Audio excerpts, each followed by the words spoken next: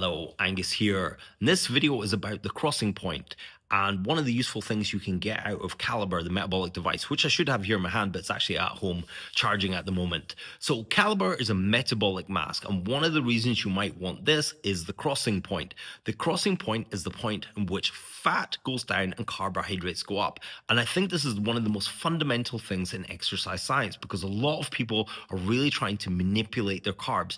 Carbs are fuel for medium to high intensity, but it really depends on who you are. So I'm going to pop up this chart because I think this is one of the most useful charts in all of science. So we've got three categories here. You've got elite, recreational, and type 2 diabetes written there in red.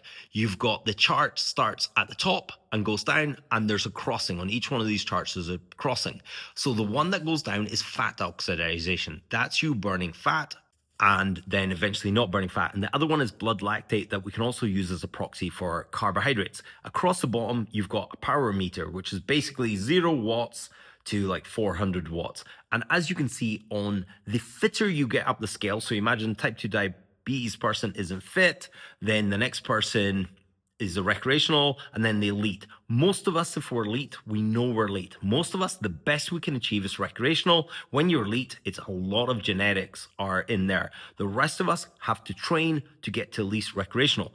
And if you see the type 2 diabetes, they reach the crossing point with very little power output. So, and their maximum power is about 220 watts. So I get loads of people in the gym, I pop them on a bike, and 220 watts is their best speed they can hold. Then when I have an elite athlete, they're holding 200, 250 watts for an hour. It's a very different thing when someone's maximum speed is 220 and they can only hold that for a few seconds. That means they are not very good at utilizing carbohydrates, and also the base of which they can fund their entire existence. If you think of you're funding your body with calories, and calories become ATP, but we don't convert calories into ATP, we convert either fat or carbohydrates into ATP. If we're going to spend a lot of ATP, we need to use carbohydrates. But those elite athletes can use a lot of fat. So they're up at like 150 to 200 watts burning fat, where the type 2 diabetes is burned out there. They can't even produce that amount of power. And this is one of the reasons, if you can't burn fat effectively, how are you going to lose fat effectively? So you can use Calibre to find out where this crossing point is, and you can also manipulate with your diet. You could run all kinds of different experiments. So one of the big problems with metabolic tests, especially using Calibre, I find, is if you only did one metabolic test, you think that's where your crossing point, but that was your crossing point on that day. Your crossing point will go up and down depending on how you fed, how you slept, how much fuel is inside your body. If I wake up in the morning and have a ton of carbohydrates, my crossing point will be a lot earlier. Why will it be a lot earlier? Because I've got carbohydrates in the system and the body will just prefer to burn that. If I'm doing a kind of fasted and I've been low carb for a few days, my crossing point will be a lot higher. I can also train that zone 2 to make my crossing point higher.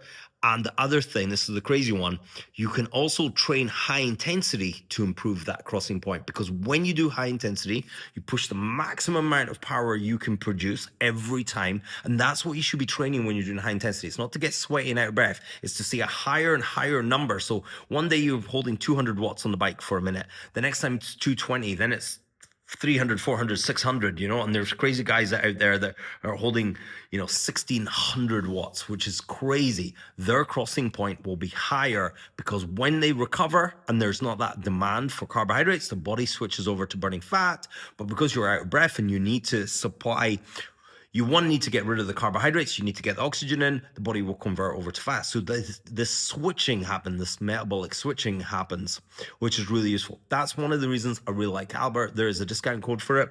One of the other tools you can use is Lumen, which I think in hardcore exercise science, they're a wee bit like, I don't think people are seeing the value in it. This is a device that just takes a snapshot. So I think of Calibre as a camcorder, and I think of Lumen as a camera. So you can do a workout, Wait 30 minutes for everything to settle and then measure afterwards. Are you still burning carbs? You either didn't use enough carbs or you really stressed your body. So you can just look back and go, yeah, I ate too much carbs, right? I'll retest next time. Next time you do it, you're still burning carbs, you didn't cool down properly. Then you get into this really good protocol of doing something high intensity, 30 minutes rest, proper relaxing, measure lumen, fat burning, cool, successful workout. And are you progressing with your workout? So these are these metabolic tools that we can use to improve our crossover point. So we are not moving, so we're moving towards the recreational athletes level of kind of metabolic health rather than down here at the type 2 diabetic. And remember, these type 2 diabetics are probably not training, and it's no shade on them. It's metabolic dysfunction, but lots of metabolic dysfunction can be improved. One, with diet, join my school community, I'll link it below, and two, with actual exercising. Zone 2 is awesome, but we should be doing some high intensity to improve our VO2 max to bring the numbers, and then zone 2 if we have time. So higher intensity first, then zone 2. But if you're a stress head, you might need a proper protocol to do the right amount of high intensity without burning yourself out. There's also an art to that. So blanket statements for everyone, it might not be the right approach. But anyway, hope this video made sense. And this crossing point is so important. Go check it out. Angus out.